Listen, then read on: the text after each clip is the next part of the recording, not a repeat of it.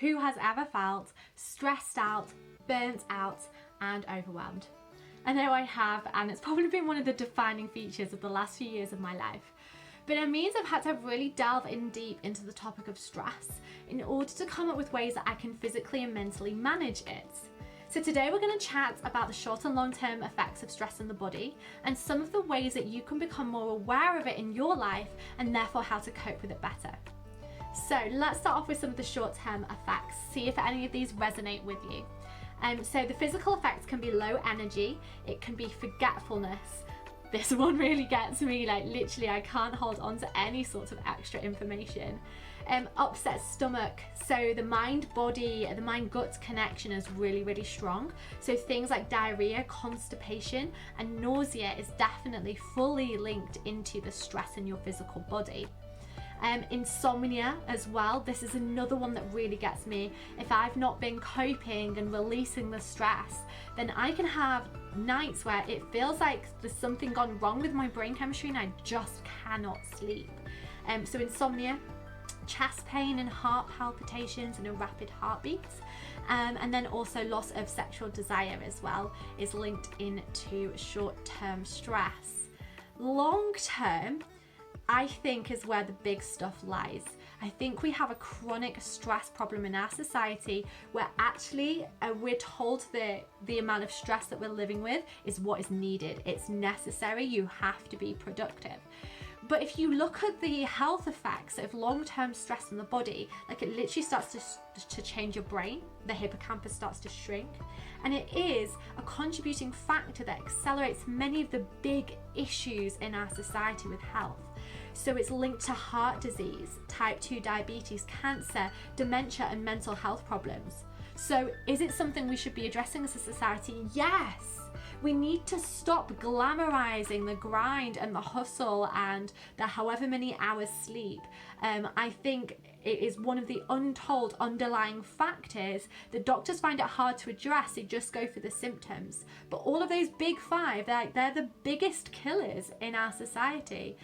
So if any of this is sounding like, yes, this is me, I feel stressed even listening to you, then this is for you. I've got 4 really big useful ideas about how to cope with stress in your life and how to start to reduce the effects of it so that you feel better.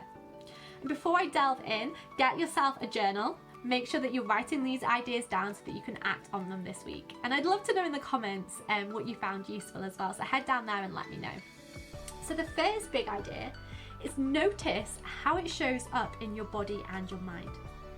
Notice, because if you don't know, then you might be thinking that actually your forgetfulness is due to age, that your low energy is because you didn't sleep very well last night, that your racing heart is because of the meeting. So start to notice, like, what specifically does stress do to you? So I really advocate here keeping a stress journal and noticing and logging. So it's quite often I ask my clients to sort of log their stress on a scale of 1 to 10 every single day. I ask them to note down thoughts and feelings that recur, and even events that kind of stimulate the stress. Notice the symptoms. So as I said, like insomnia can be a big one for me, but that tends to be when I've really reached breaking point. The digestive issues and the forgetfulness, those are ones that really hit and affect me. And start to write down for you, like, when do those symptoms affect you? Because as I said, you might not notice it that they are linked to your stress. So start to write those down. Then look for patterns. So you can start to see what your stresses are. Does stuff hit you like after your breakfast, but actually that's when you've just spent like half an hour cruising the news headlines on your phone or social media? Is it particular people? Is it particular outside influences that you're not aware of? And just by bringing attention to, you can start to think, yes, that contributes to my stress. So notice what specifically is stress like in your body and your mind. And without that, the rest of it doesn't really fit in. Learn about you, because you matter. Okay, then we start to think about, now we've noticed these patterns and these symptoms, what can we do about them? And I think this falls into 2 big categories that kind of help short term, but definitely long term as well. So the second one, so this is the second big idea, is you need to release your stress physically. Release it physically. And quite often that will be some sort of movement practice. So having a solid movement practice, be that a workout or structured exercise, going for a walk, yoga, whatever it is, that really helps to relieve stress from the body. It might be a little bit more subtle than that though as well. So for instance, you might start to note that your mood starts to dip after you've been inside, sat down under artificial light for a couple of hours. Or maybe it's on your commute when you're surrounded by tons of people. And therefore, you need to employ a slightly more subtle kind of way to release that physical tension in that moment. So one of my favourite ways is shaking it out. So it's quite hard to hold that stress in your body if you are intentionally shaking out and releasing those movement patterns. Quite often we hold tension around our upper backs, into our necks. You might find tension headaches is a way that stress affects you. So literally jiggle around, get funky, put a song on, or literally just stand and bounce. One of a really effective way, and you can look up on Google, is the Release Tension Set Intention Meditation by Brendon Burchard. I encourage you to go check it out. And it literally involves standing on the spot. You can open or close your eyes. You start to bounce. So the kind of idea of physically releasing the tension, the way that you've been holding your body, and repeating the word release. So shake out, doesn't matter if you feel silly. If it works, who cares? So shake it physically out. It's very hard to stay like this if you are intentionally shaking. Okay, big idea number 3. And before I tell you this, I would love for you to head down to the description section, because down there's a link. You can hit subscribe now, and I'll send you my free Getting Started guide, and as a bonus, a 7-part video course on how to create a healthy and sustainable lifestyle. So head down there now, and I could be landing in your inbox in the next couple of minutes. Okay, big idea number 3 is release it mentally. Release the mental stress that has built up throughout the day, throughout the week, throughout the month. And there's so many different ways that you can do this. You need to experiment and find the ways that work best for you.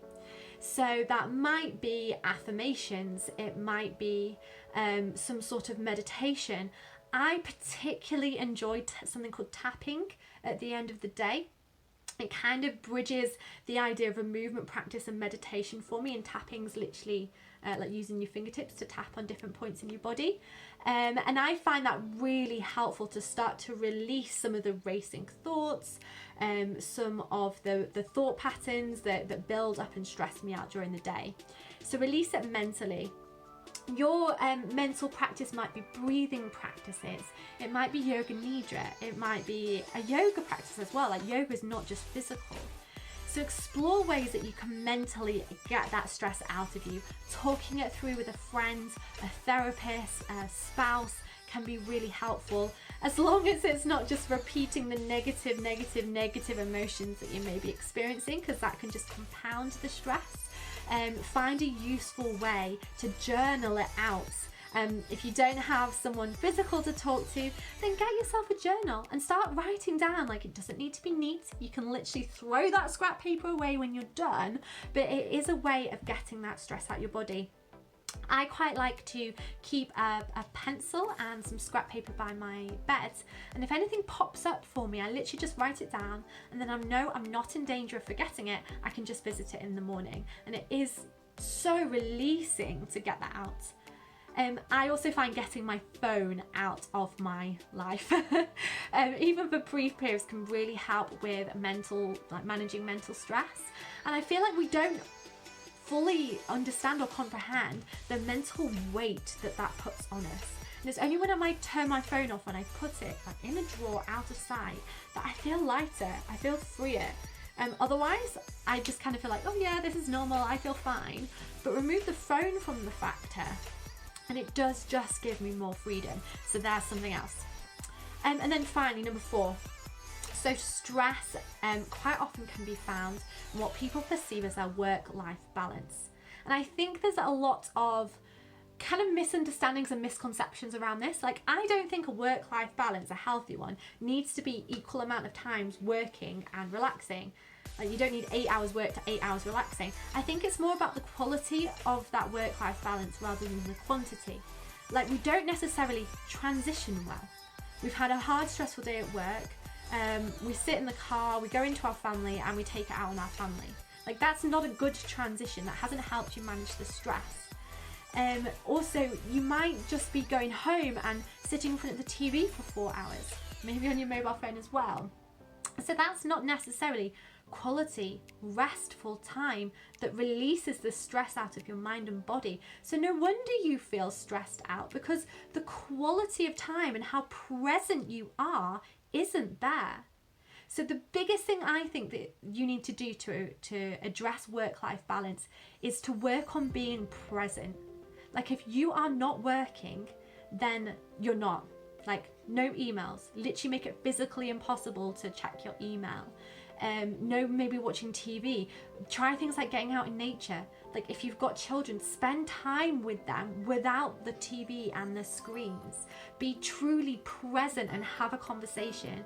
And I think actually if you are more present in the time that you're not working, then that mental shift of what your work-life balance is starts to change. So it's not quantity, it's quality.